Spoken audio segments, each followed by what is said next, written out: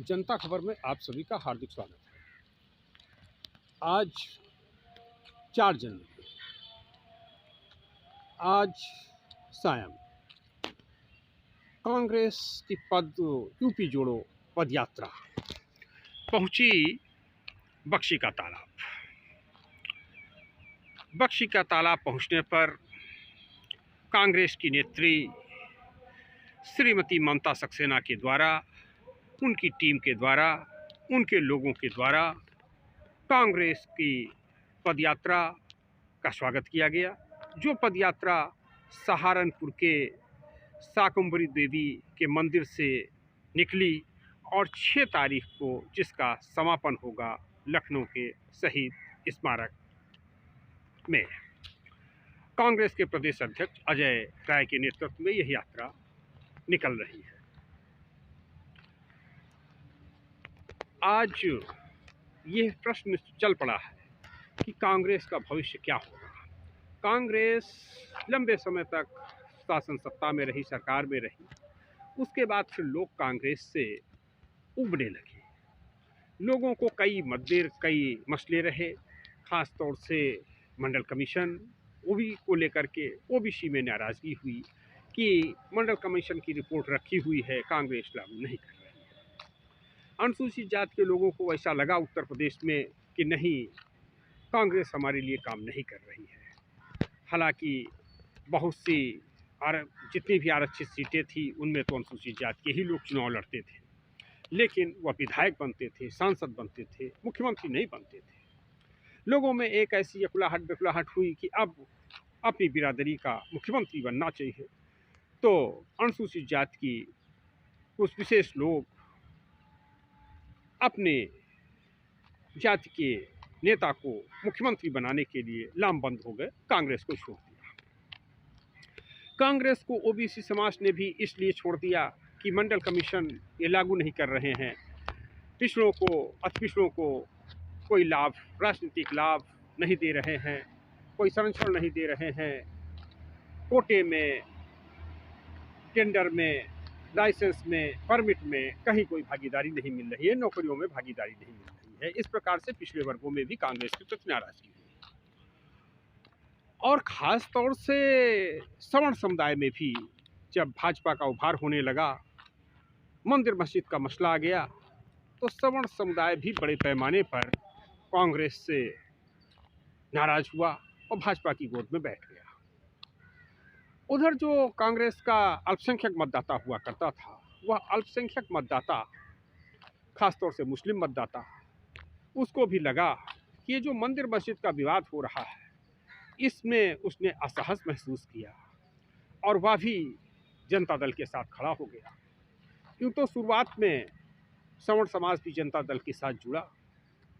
लेकिन कुछ समय बाद ही भाजपा के साथ जुड़ गया। और इस सवर्ण समाज में भी सबसे अधिक मुस्तैदी के साथ जुड़ने वाला समाज रहा कायस्थ समाज, जो भारतीय जनता पार्टी से तो जुड़ गया,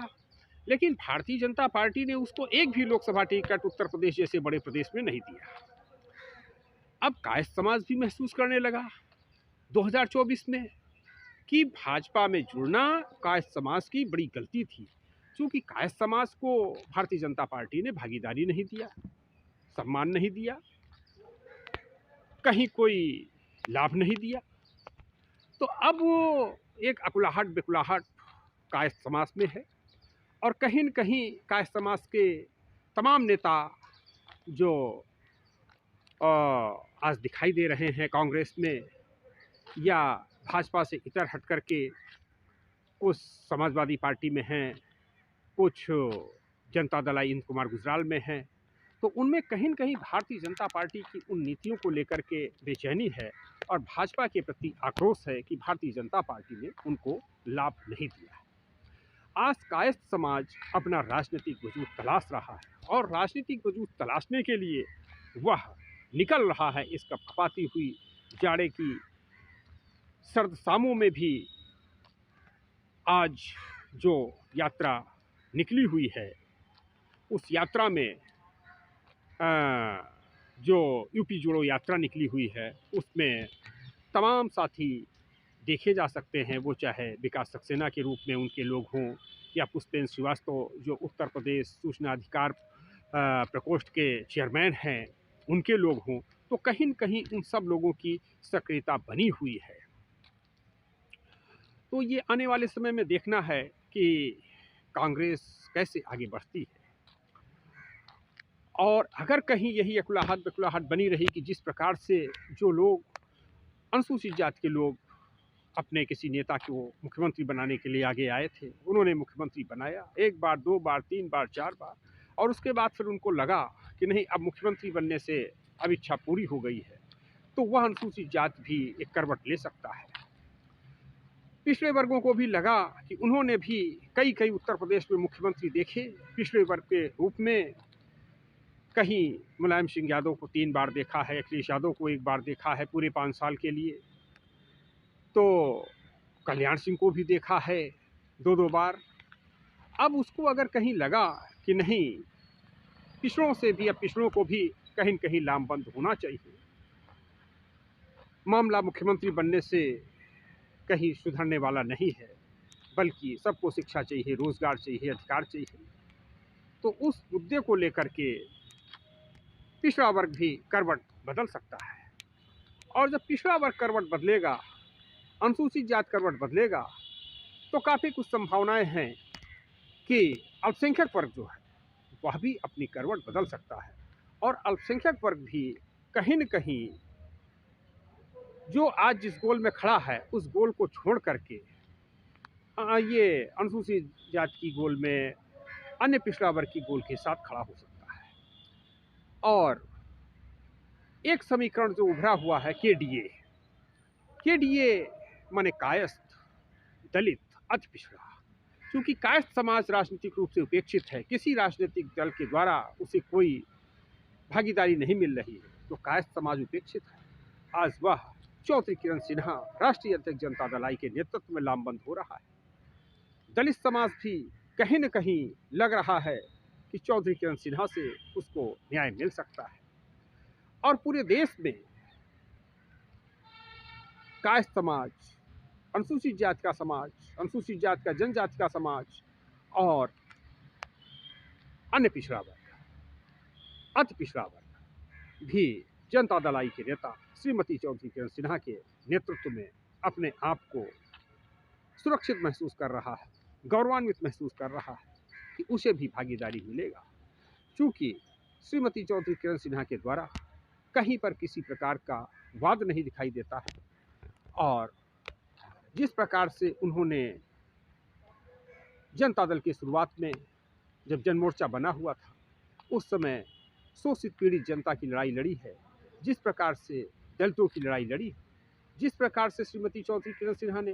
किसानों की लड़ाई लड़ी है, मजदूरों की लड़ाई लड़ी है,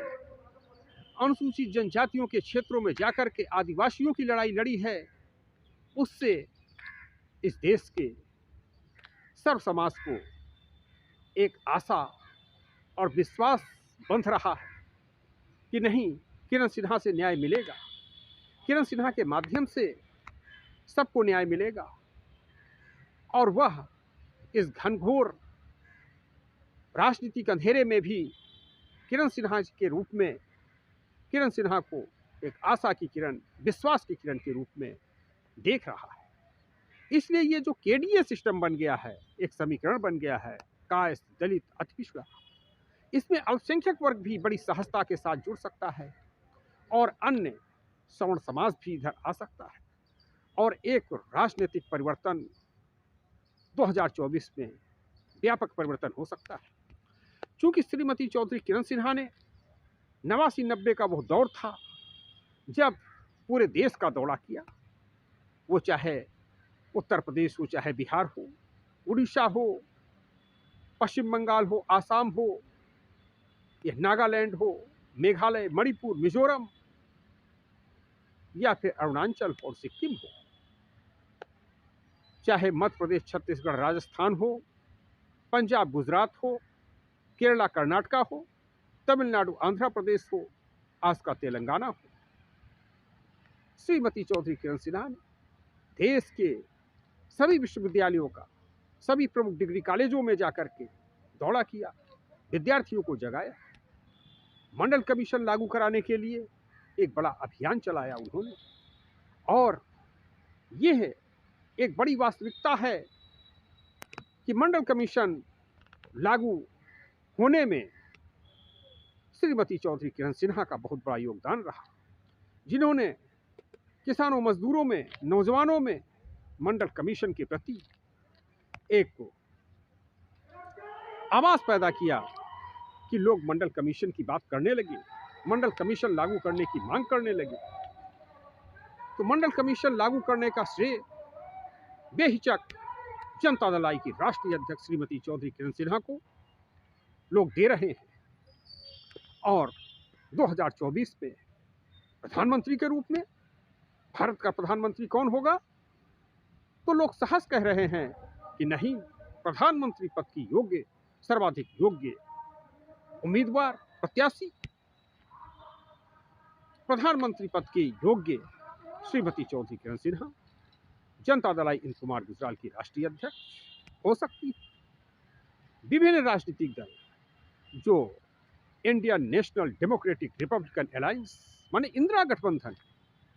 गठबंधन से जुड़े हुए, वह भी यह समय समय पर कह रहे हैं, अपनी बड़ी बड़ी जनसभाओं में इस बात को उठा रहे हैं कि हमारी प्रधानमंत्री ऐसी हो, किरण सिन्हा जैसी हो, भारत की प्रधानमंत्री श्रीमती चौधरी किरण सिन्हा हो। यह बेहिचक स्वीकार कर रहे हैं और लोगों में जन जागरण कर रहे हैं कि 2024 की प्रधानमंत्री श्रीमती चौधरी किरण सिन्हा बने। जो परिस्थितियां चल रही हैं, भारत ने देखा है, संपूर्ण विश्व ने देखा है कि किस प्रकार से इंद कुमार गुजराल प्रधानमंत्री बने, रातों रात उठा करके प्रधानमंत्री बनाए गए। जिस प्रकार से देवगौड़ा बने, उन प्रकार से वह दिन दूर नहीं है जब जो आज की परिस्थितियां हैं, उन परिस्थितियों में कांग्रेस सहित विभिन्न विपक्षी पार्टी जनता दल की राष्ट्रीय अध्यक्ष श्रीमती चौधरी किरण सिन्हा को भारत का प्रधानमंत्री बनाने के लिए सहज ही राजी हो जाए और एक ऐसी स्थिति बने, श्रीमती चौधरी किरण सिन्हा के नाम की सर्वसम्मत से सहमति बन जाए और वो भारत की प्रधानमंत्री बने 2024 में।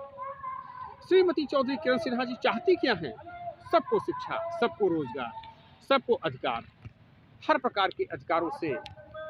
समुन्नत हो यह देश, लोगों को शिक्षा मिले, लोगों को रोजगार मिले, लोगों को हर प्रकार की सुविधाएं मिले, भ्रष्टाचार समाप्त हो, सबको शिक्षा, सबको रोजगार देगी किरण सिन्हा की सरकार। ऐसे नारे आज सहज ही गूंजते हुए सुने जा सकते हैं। सबको शिक्षा मिले, सबको चिकित्सा मिले, सबको रोजगार मिले, यह अभियान, यह आंदोलन श्रीमती चौधरी किरण सिन्हा का है। श्रीमती चौधरी किरण सिन्हा जी के माध्यम से विभिन्न समाज के उत्थान की योजनाएं भी चलाई जा रही हैं, जैसे छात्रावास है, वैवाहिक परिचय सम्मेलन के आयोजन, समय समय पर विभिन्न विद्यार्थियों के लिए जो अपने स्तर से नहीं पढ़ाई कर सकते हैं, पुस्तक नहीं खरीद सकते हैं, उनको पुस्तकें देना, उनकी पुस्तकीय सहायता कराना, आवासीय सहायता कराना। इस प्रकार से आज के नौजवानों, पढ़ने लिखने वाले बच्चों की बड़े पैमाने पर सहायता भी श्रीमती चौधरी किरण सिन्हा के द्वारा उपलब्ध कराई जा रही है। एक आशा भरी, विश्वास भरी दृष्टि से आज का नौजवान, आज का विद्यार्थी, आज का शिक्षक, जो शैक्षिक माहौल है, क्योंकि श्रीमती चौधरी किरण सिन्हा जी एक समाज सेविका भी, एक शिक्षाविद महिला है, तो जिस शिक्षा जगत से जुड़े हुए लोग हैं, वह भी श्रीमती चौधरी किरण सिन्हा में एक आशा भरी दृष्टि से देख रहे हैं कि श्रीमती चौधरी किरण सिन्हा के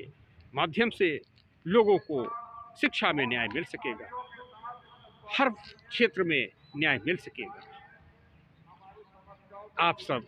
देखते रहें जनता खबर, ताजे समाचारों से आपको अवगत और रूबरू कराता रहेगा जनता खबर। धन्यवाद।